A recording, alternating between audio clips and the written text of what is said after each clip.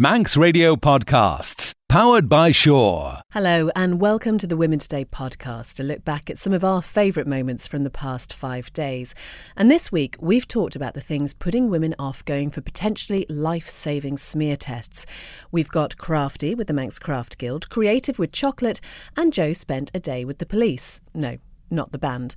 But first, let's hear from the amazing singer-songwriter Christine Collister, who really ended our week in style on Friday.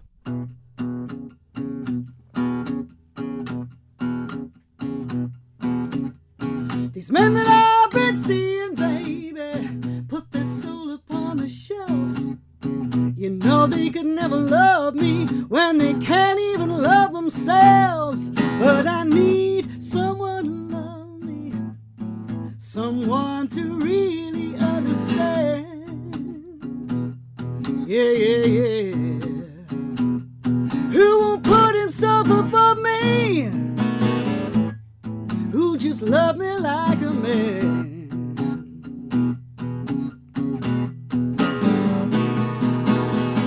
They all want me to rock them like my back ain't got no bone. I want a man who rock me like my backbone was his own.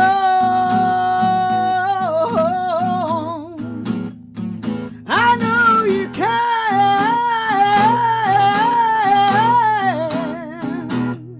Don't you put yourself above me and just love me like a man.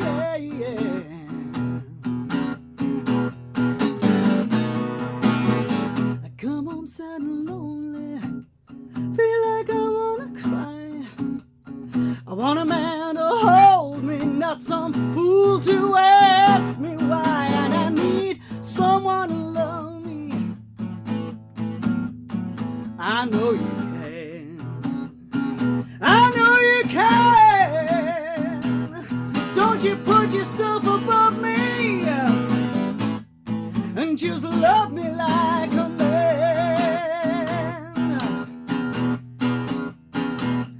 Don't you put yourself above me and just love me like a man. Yeah, yeah, yeah, yeah. Don't you put yourself above me and just love me like a man.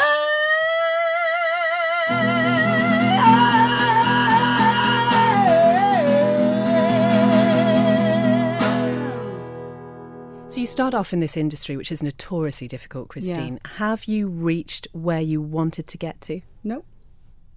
I think you just keep going. I don't even know. I don't really know where I want to get to, other than I want to keep improving, and I want to reach more and more people. And you could always say that. I mean, you could keep that going for a long time. I know I'm not going to retire, because why would I stop doing what I love?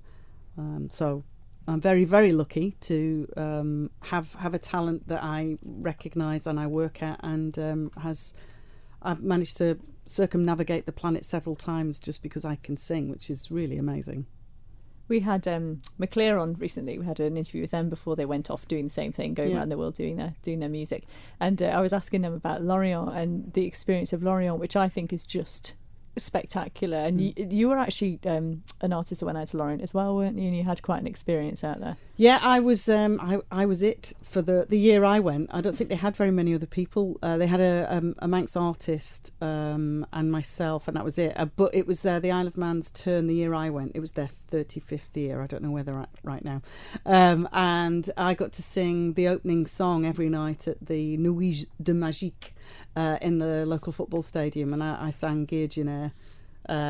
So I just went out on stage with the spotlight came on, and I had a handheld mic, and I sang Geirginair a cappella, and it was fantastic. I just loved it. And then I had to turn around and come off really quickly because behind me were 50 men in kilts playing bagpipes. But it was such a great honour. I learnt the Manx Gaelic song especially for that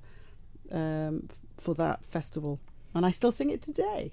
Do you ever get nervous? I used to. When I was a teenager, I used to get really, really nervous. But now, no, not so much. I mean, every now and then you get anxious and there's no reason whatsoever. It's just your heart flutters a little bit and you think, what the hell? But no, not really.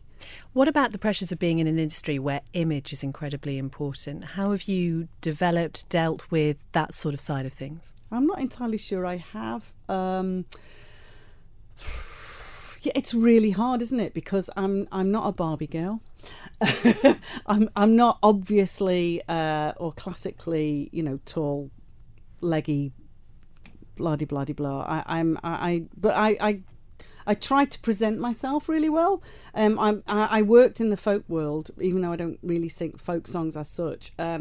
And I always made an effort. So I always wore makeup and I always put on at least a clean T-shirt. Standards. That's standards. Yeah, I'd wear high heels and I would, make an effort. Whereas a lot of people then, certainly in the acoustic world, would put on a sloppy jumper and have a beer tankard. That really did happen. Men, women, whatever. So I did make an effort, but I'm not a Lady Gaga type. That's interesting. What do you make then of modern music and modern artists? I think they work really, really hard. Some of them can't sing, Christine. I'm just saying. I don't. I ignore those ones. The expert. But like somebody like Beyonce, for instance, I know people who think she's awful or crap or whatever, and I just think, have you seen how she works? She works something, definitely. But she's amazing. She's amazing. She really, really is. And that takes a lot to keep her standards that high. Whether you like what she does or not, I certainly appreciate the effort she puts in. Who do you think can't sing then? Oh, that's not Beth fair. Up. Come on, just give me someone. No, they're not going to be listening. No. I wouldn't dare. Too professional. Well, what do you make of the shows like X Factor, The Voice, etc., like that, trying to propel these people who have obviously got a bit of a talent, but trying to propel them into stardom? I don't actually. When I was a kid, it was Huey Green and It's a Knockout, and then New Faces. So there's always been talent shows. It's just that now, as Christy pointed out, nowadays you've got Twitter and Facebook, and you can access people 24/7. So these programs now have a huge reach. But very few people become superstars or sustain a career. You say you want to reach out to more people. Would you ever be tempted? What to do that? Well, it was very funny. Last year we were in Los Angeles. I just thought I'd say that. And a friend said to me, Christine, you should do The Voice. And then proceeded to say what a crap programme it was. So I was thinking, I don't know what to think in. I'm really confused. But now almost 3.7 million women in the UK are apparently putting themselves at risk of life-threatening cervical cancer because they're not going for smear tests. This research has been carried out by the charity Joe's Cervical Cancer Trust, and we're joined live in the studio this afternoon by practice nurse Jane Wood and the lead nurse for the Stay Well Clinic on the island, Ellen Kane. Ellen, first of all, have we got any idea about the uptake for smear tests over here? Yes, we're actually slightly higher than the UK. It's about 80% over here now. So, but of course, that's not good enough. We should be 100%, really. And who is called for a smear test? Every lady from the age of 25 up to the age of 49. 49 is called every 3 years, and then ladies from the age of 50 up to 65 are called every 5 years. Now, we had an interesting message in from Pam, who said that she had regular smear tests for many years until around 4 to 5 years ago, at which the practice nurse was unable to do the test because after a number of attempts it was simply too painful for her, and she'd never experienced that before. She was then told that because of her age early to mid-60s, she did not need to worry about having another smear test.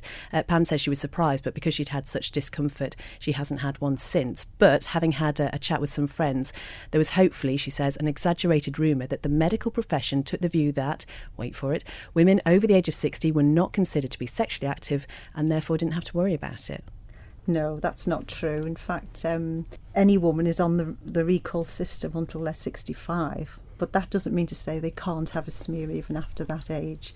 If they're worried or, they still want to have a smear, they can go to one of the GP surgeries or to Stay Well and have the smear. And is it only if you ever have been or are sexually active that you need to have one? No, we say any lady should have a smear because although obviously most smears are caused by a human papilloma virus, which is caused by being sexually active. There are a very few rare cancers that can be caused even though you haven't been sexually active. Jane, can you talk us through the procedure if anybody hasn't ever been for a smear test? What can they expect to happen?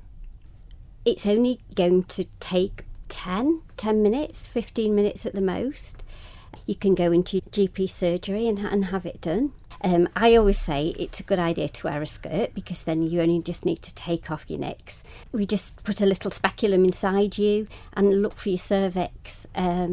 We use a brush to sample some cells, and then those cells are put into a medium and that goes off to the lab. You're likely to get that result within 4 weeks of doing the sample. I think we must remember that it's not a diagnostic test and we're not looking for cancer. We're looking for changes in the cells of the cervix. So if you got a letter back saying that some changes had been found, it's not immediate. You don't have to be fearful that it is going to be cancer. No, because very often we'll just wait and see. We may do another smear in 6 months, or you may be offered to go to the hospital and for them to have a little look at your cervix, and they may do some treatment. And Ellen, we were talking, Christy was mentioning about being extremely anxious for going for one, and you were saying the best thing to do in that situation is maybe to go and have a chat first and talk about maybe the options that are available to help you relax or deal with whatever situation there may be. Yes, usually there's some kind of underlying worry that a lady will have, and chatting about it with one of the nurses or the doctors will hopefully alleviate that. And we're quite used to dealing with people that have general worries about having smears, and sometimes it is actually waiting for the result, which is the worry. We can talk through that as well. So. We had a text in to say, with regard to going for a smear test, the Stay Well clinic is good, but having a disability is awkward and it's not comfortable when you can't use your legs at all. I think some nurses have to be trained with all disabilities in this area, plus there's mental health to take into consideration as well. What sort of training do nurses have to deal with these sort of situations? We have mental health nurses within the Stay Well team, but we would always have two nurses or a doctor and a nurse there anyway, and obviously if they have a carer they can come in as well. That's fine, but we would go out, to people's homes. We've done that before. We've been into hospital situations, do it nursing homes, so we try and do everything we possibly can actually to allow the lady to have the smear. Had an interesting message in saying that anything to do with your bits is still the last taboo. This is from a man, and he says it's like prostate examinations for men. People are uneasy talking about them. They find it uncomfortable to mention body parts, mostly because they're connected with sex or the toilet, and we're still embarrassed about it and get around by laughing or getting the giggles. Very rudely said, as Beth can usually demonstrate. I think I've been exemplary this afternoon. But he's got an interesting story related to what we were talking about earlier. When he went for a prostate test, his doctor was just about to carry it out when there was a knock on the door and someone came in with his afternoon tea and chocolate biscuits. He carried on regardless and still enjoyed them, apparently. So that's very nice. Well, 3 years ago, a few friends decided that given the extent of creative talent here on the Isle of Man, it was time to do something to promote crafters. And so the Manx Craft Guild was born. Now, that has now grown from a group that just organised craft fairs to become a shop that from February the 1st next week is going to be open 7 days. And we're joined this afternoon by two of the members, Christine Howson and Leslie Dutchburn. Thank you both so much for being here. First of all, Chris, just tell me how this all started. I mean, you talk about the wealth of creative talent over here, but why did you feel that something needed to be done to exploit that? It's something that I've felt for many years because local talent, local creative talent and crafts are very important to me. Anything that is handcrafted is made with a lot of love. It's important to keep that alive. A few friends and myself thought the same. We had the same idea. So in actual fact, we were sat around a table in a pub and the Manx Craft Guild was born. And that was January 2012. 2012? Yes. A few years ago. Yeah. And we've been going at great strength ever since. We're now a group of approximately 55 to 60 members. We are invited to some of the larger events like the agricultural shows, Island at War, things like that. And it saves people having to watch for booking forms, etc. We do all that for them. Well, Leslie, how did you get involved in this? Okay. I actually saw it in the paper, and it was just before the agricultural show, the Royal Show, 3 years ago. And I thought it was something I'd like to get involved in. I'd always done crafts. I'd sold little bits and pieces to friends, but never actually gone into it in any sort of commercial way. So I went along to one of their meetings, and the first show I did was the Royal Show, which was 2 really scary days, but they went down really well. And I just went into it full on from there, really. And Leslie, you are, by your own description, a multi-crafter. That's right. What does that mean? Okay, that means I've always done crafts since I was very little, and I love lots of different crafts. I've always done knitting and crochet. I've done sewing. I'm not a very good artist, but I like anything that I can make. So about 5 years ago I got involved in jewellery, and I've been making predominantly wirework jewellery ever since then. And this is a question to both of you, I guess. I mean, some people just say, you know what, I'm not a very creative person, and I would certainly put myself in that category. Do you think that anybody has got the potential to be good at something to do with craft? Absolutely. Yes. we all have creativity within us. It's just drawing it out. To be honest, the biggest one is confidence. Okay. Exactly. Well, you are planning to draw something out of us today. We're Okay. going to You're going to set us a little crafty challenge, which we're going to try and complete before the end of the show. Leslie, tell us what we're going to be doing. Okay. Well, as I said, I'm into wirework. So I've got 2 pieces of equipment with me today. And we're going to aim to make a bracelet within the next hour. We're going to do something called Viking weave, which is an old Celtic tradition going back years. But on a fancy modern tool that's come from the States. And we're going to do something called gizmo coiling, which is ways of making little tubes of coiled wire, look like little springs, and you can then make those into components for jewellery. Simple. Yeah, easy. Brilliant. I have seen some of the things that you've created, because you do a lot of things for bridal work, Yes. Leslie, and it's so intricate and just looks so beautiful. Thank you. I mean, are you sure you want to let us loose on this? Yeah, there's nothing much that can go wrong. We can always undo anything that doesn't look quite right. You're saying a bracelet. I'm kind of thinking I might just do a ring. To be quite honest, bracelets are easier than rings. Oh, I'll do a bracelet then. What about a necklace then? Does that make it even easier? They're not bad. Crown, maybe? Not not very bad. comfortable, a wire necklace. Oh, it has been done. Oh, yes. I'm just kind of imagining, you know, you see these things on Pinterest, you know, you have the perfect picture and then somebody's done something, nailed it. I'm kind of imagining that's what it's going to look like this afternoon. But Leslie and Chris, thank you so much for being here. We will get started on the challenge in just a moment. You're listening to Women Today on... Once upon a time, there were 3 little kittens. And their names were... Moppet, Tom Kitten, And Mittens. and Mittens. Who's your favourite character? Tom. Do you like Tom Kitten? Is he naughty? Yeah. What does he do, Holly? That is Mother. He scratches his mother. And what do they do with their clothes? Throw them in the duck's pond. In the duck pond, because the ducks get them, don't they? Yeah. And where do they go? They have to go upstairs, don't they? Yeah. And are they quiet in their bedroom? No, they are in her bedroom. In her bedroom, they're so naughty. Yeah. What a funny sight it is to see a brood of ducklings with a hen. Yes, to the story of Gemma, because the farmer's wife would not yet her hatch her own eggs. when I decided I'd had enough of the television reporting, it was partly because it was changing so much with 24-hour news and with a very different approach to actual reporting. So much so that my sort of job doesn't exist anymore. You've written a lot about women in war. You're known as sort of a leading female journalist. Is the fact that you're a woman, is it that significant? When I was coming into the business, I was reporting on, for example, the first woman, chief constable or assistant chief constable, first of all, the first woman perhaps on the Court of Appeal in law, the first woman who had ever, etc., etc. I'm so old, I go back that far, you see, to when women were still breaking down barriers, which we've probably forgotten about to a great extent.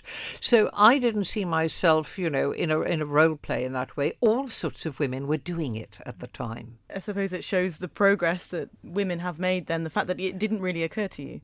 It did, because a huge number of people were extremely rude, offhand, or frankly felt aggrieved if a woman was sent to report them. To interview them.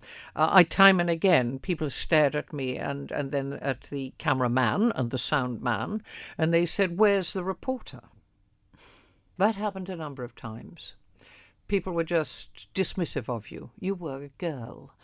But as I said, I wasn't in the only profession or job where this happened. Happened all over the place. Women Today, brought to you by citywing.com for your next flight away. My name's Louise Kenyick and I work for the Southern Police down in Castletown. Right, I've come in this morning to have a little look over a day in the life of PC Lou. Tell me, what have you got in store for me? Today is going to be chaos and carnage, potentially. I've got 50 children from Portsmouth Mary Portsmouth Mary Primary School, and they're coming to learn about baddies and goodies. So we're now just walking down into the cell with all the children, and they're rather excited, to say the least. It's really cold. It's plain and horrible and boring. I bet nobody would want to be in here. And there's a little spy hole through there, and when you shut the door, there's a little thing, and I wonder how they get in their food. Exactly. So what type of food do you think that they're getting here? Mushed up peas. Horrible mush stuff. Bread. Bread. Burnt chicken. I think I know. Mutton. Oh, it doesn't sound like I'd want to be in here. No. Guys, what about maybe actually being in the police force? Would you like to do it as a job? Maybe, definitely. Why? Well, you got like weapons and you can chase people down. Why would you like to be in the police force? I think I would like to be in it because it would be fun. You would get to do loads of cool stuff, and it would be quite a fun job and also quite a scary job. So at some parts you would think, oh, this is quite fun, and some parts you think, ah. And what about working in the night? Oh, that would be very hard because you'd be really sleepy and you might be half asleep, and you might be scared that the prisoners might break out because some prisoners are really, really strong. Right, I think it's my turn. I think that I have to feel what it's like to be locked in a cell. I've not been very well behaved, have I? No, you haven't. I think it's time for you to see exactly what it's like. Right, okay, I'm going to get locked away now. You ready for it, kids? Oh, don't leave me.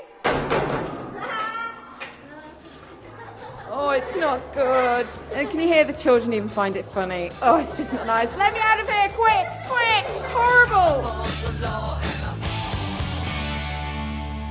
Finding out about a new company on the island. It's called Total Wellbeing from Bump to Birth and Beyond, and its founder is Rachel Comine. And Rachel, you're a personal trainer specialising in women's health and fitness, and you were talking earlier about your own personal experience with your pregnancies, and specifically looking at things like pelvic floor, which we'll get onto in just a moment.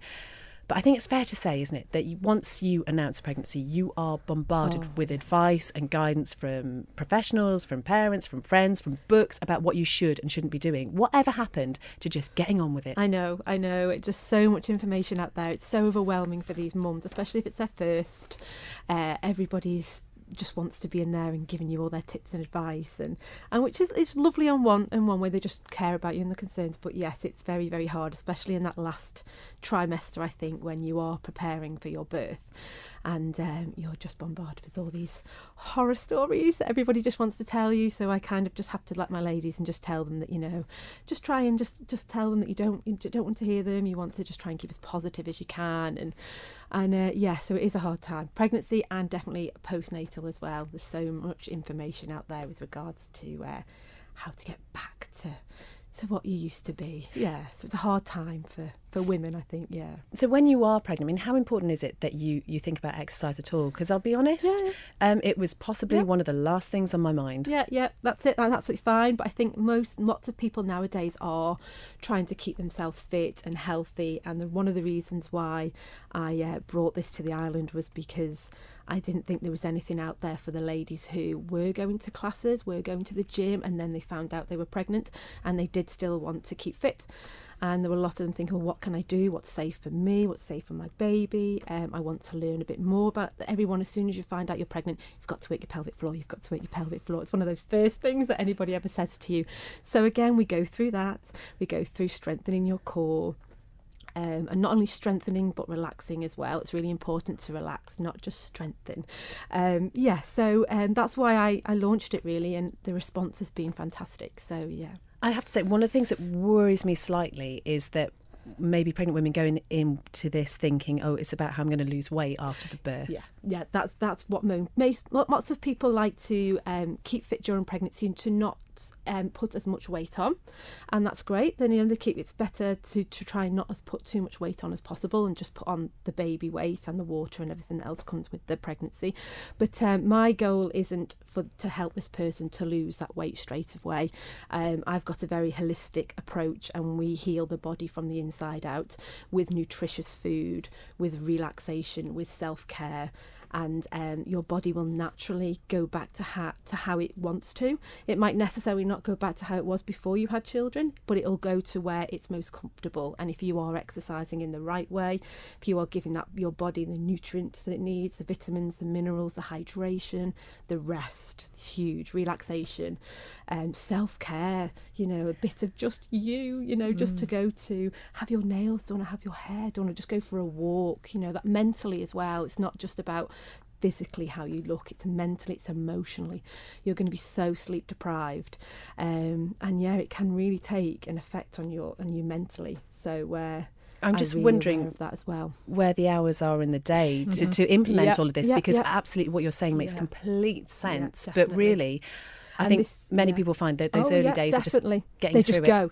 And this is why I really try and help my women when they're pregnant, and it's all about trying to get your web of support in order. And when they're pregnant, they've got more space to take this information in and prepare for what's going to happen. I really try and prepare them and just try and tell them that it is going to be tough, and you're going to have days where you do just stay in your pajamas all day, and that's acceptable. There, you heard it here. You see, I knew I was right.